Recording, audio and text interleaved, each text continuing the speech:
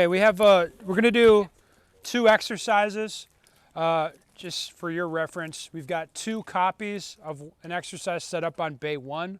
It's the same thing over here, and then over here will be something different. So I'll brief you 2 exercises at once, and then you'll get, I don't know, like 2 hours, maybe 90 minutes, whatever, however it rolls, just to shoot them as much as you want with me circulating around.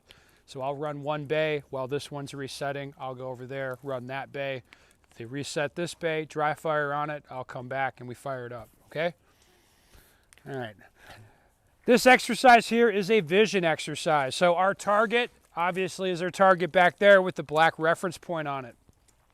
We're gonna engage that target 3 times, left, center, and right of this thing. This is just serving as a vision barrier. It's just there to get in your way and be difficult and to suck. That's the only reason it's there, is that to force you to contend with it.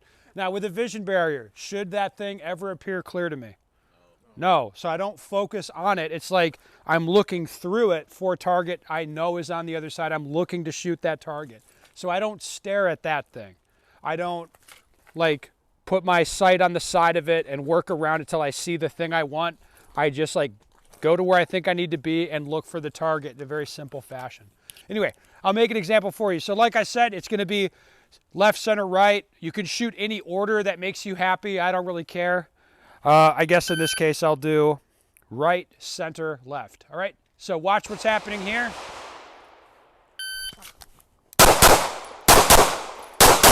Right, so my focus is back there. My focus is not up here, up front. Now, as far as technique for the drill, just low, wide, feet spread apart. Do your best with that to keep some stability as you kind of shuffle around and find that spot. It's just a vision exercise designed to, you know, give you some distractions. Pretty simple. It's a good one to do. Any questions about this one? No. Okay, let's go over here then. So we've got a few target transition exercises set up. Pretty simple, just 4 targets.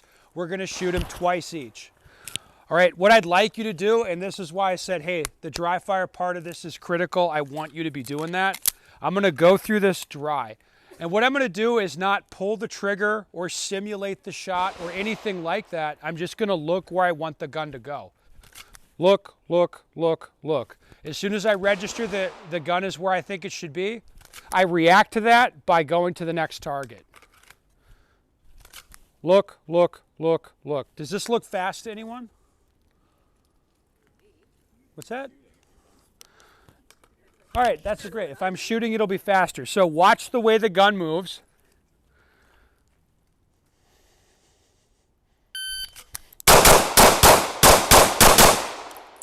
Did the gun move any differently between the targets? Don't think so.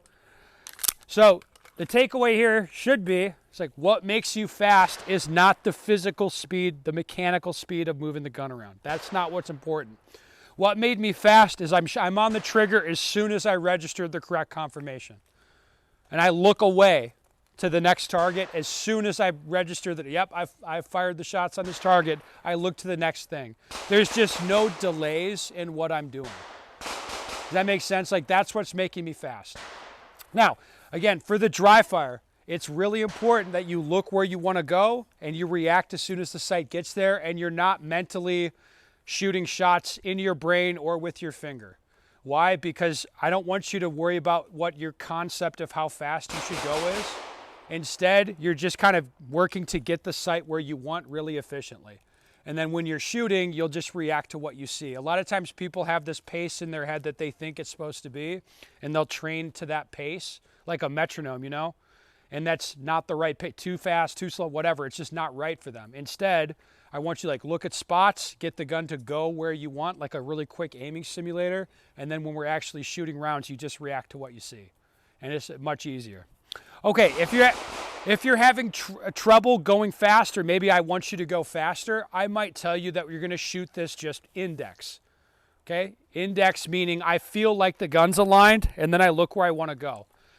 So I'll give you an index example. All right, now what are we expecting in terms of accountability when I index like that? Way less. It's like you will not get good hits consistently. I didn't.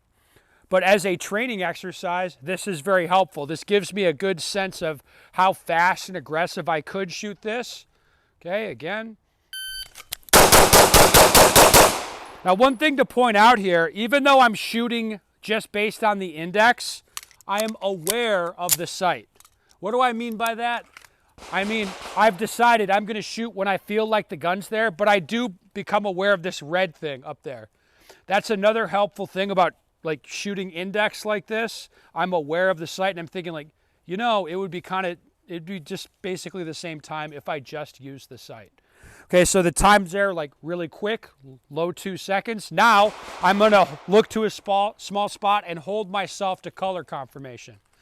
I'm just looking for that red.